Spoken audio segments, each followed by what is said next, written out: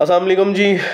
पाकिस्तानियों को इस टाइम के ऊपर किसी भी मुल्क का वीज़ा मिल जाए, ये पाकिस्तानी जो हैं वो शायद उस मुल्क में जाने से 1 मिनट के लिए देर नहीं करेंगे।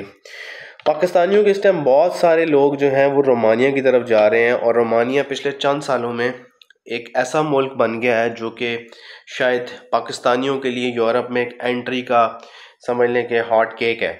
इस टाइम के ऊपर पाकिस्तानी जो हैं वो बहुत ज़्यादा रोमानिया जो हैं वो जा रहे हैं, सारे मुल्क से, दुबई से, मलेशिया से। इवन यहाँ मलेशिया में भी बहुत सारे लोग रोमानिया के लिए भी अप्लाई करना चाह रहे हैं और वर्क वीज़ा लेना चाह रहे हैं। रोमानिया जो है वो अपनी पूरी कोशिश कर रहा है कि वो शेंजन कंट्रीज़ में शामिल हो जाए, और रोमानिया की बात भी चल रही है शेंजन कंट्रीज़ में शामिल होने वाली। लेकिन उसका आपको फ़ायदा ये है कि अगर आप रोमानिया जो हैं वो चले जाते हैं तो रोमानिया का वर्क वीज़ा आपको मिल जाता है। तो आप कितने पैसे कमा सकते हैं, ये बहुत अहम सवाल है। इस टाइम के ऊपर रोमानिया जो है वो लगता तो आपको बहुत आसान है जाना, और रोमानिया लगता है कि यार हमारा बस वर्क वीज़ा मिल जाएगा और हम बहुत आसानी के साथ चले जाएंगे। ऐसा बिल्कुल भी नहीं है, ठीक है। रोमानिया का वर्क वीज़ा आपको जिधर से भी मिल रहा है, आप जाके एजेंट्स को चेक कर लें। पाकिस्तान में बहुत सारे ऐसे रिक्रूटर्स हैं जो रोमानिया का वर्क वीज़ा देते हैं।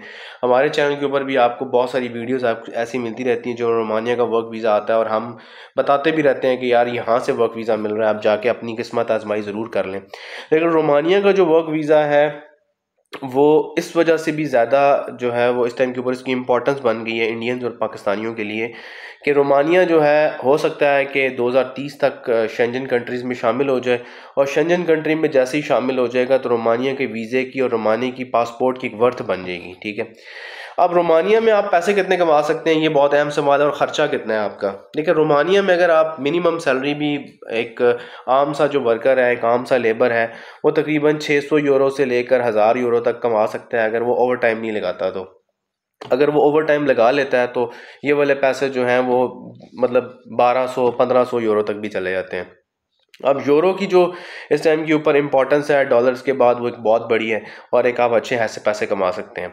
अब जो ख़र्चा है आपका जो रोमानिया में, वो तकरीबन आपका जो मंथली ग्रॉसरी का और हाउस रेंट का आप निकाल के, अगर आप शेयर में रहते हैं तो आप 500-600 यूरोज़ निकाल लें, और आप तकरीबन एवरेज 100-150 यूरोज़ अपनी ट्रैवलिंग का रख लें, तो बाकी आप 300 यूरो के करीब या 400 यूरो के करीब पाकिस्तान पैसे भेज सकते हैं।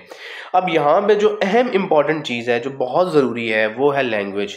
रोमानिया की लैंग्वेज अगर आप सीख लेते हैं तो आप वीकेंड के ऊपर बहुत सारा काम, कल मैंने एक वीडियो बनाई थी जिसमें मैंने मलेशिया का जिक्र किया था कि मलेशिया में अगर आप मलय ज़बान सीख लेते हैं तो आप जो है वो वीकेंड के ऊपर कुछ ऑनलाइन काम भी कर सकते हैं, कुछ लोगों को घर पे सर्विसेज भी दे सकते हैं, जो कि आपको लीगली नहीं अलाउ होता। लीगली तो बहुत सारी चीज़ें अलाउ नहीं होती, स्टूडेंट भी काम नहीं कर सकते, लेकिन स्टूडेंट भी काम करते हैं।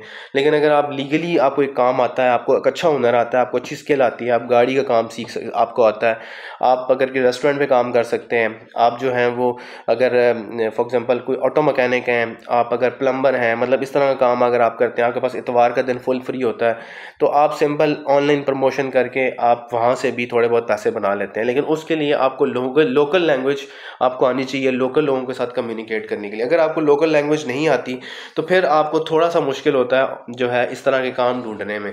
आप अगर पाकिस्तान से चले ही गए हैं, और पाकिस्तान से आप मलेशिया में बैठे हुए हैं, दुबई में बैठे हुए हैं, आप रोमानिया में बैठे हैं, कहीं भी बैठे हैं वर्क वीज़ा के ऊपर, तो आपको 4 दिन काम करना पड़ेगा, 5 दिन है, 6 दिन आपको काम करना पड़ेगा, एक दिन आपको छुट्टी होती है। तो आपको जिस दिन छुट्टी होती है, या बहुत सारे लोग जो हैं वो काम से वापस आते हैं, अपने दफ्तर से वापस आते हैं, उनके पास टाइम होता है, तो इस तरह के छोटे छोटे काम आप कर सकते हैं जिससे आपके एटलीस्ट जो अपार्टमेंट के खर्चे हैं, आपके फूड के खर्चे हैं, सारे के सारे निकल सकते हैं। तो रोमानिया बहुत ज़्यादा इस टाइम के ऊपर वीज़ाज़ इशू कर रहा है। वर्क वीज़ा का रेशो जो है इस टाइम के ऊपर रोमानिया की अच्छी है, आप रोमानिया को ज़रूर ट्राई करें। लेकिन आप कोशिश करें, अगर आप रोमानिया जाने का प्लान बना ही रहे हैं और आप समझ रहे हैं कि यार मैंने रोमानिया का वर्क वीज़ा लेना है, तो आप रोमानियन लैंग्वेज सीख लें। रोमानियन लैंग्वेज सीखने का आपको फ़ायदा ये होगा कि रोमानिया में आपको काम मिलने के चांसेस बढ़ जाएंगे।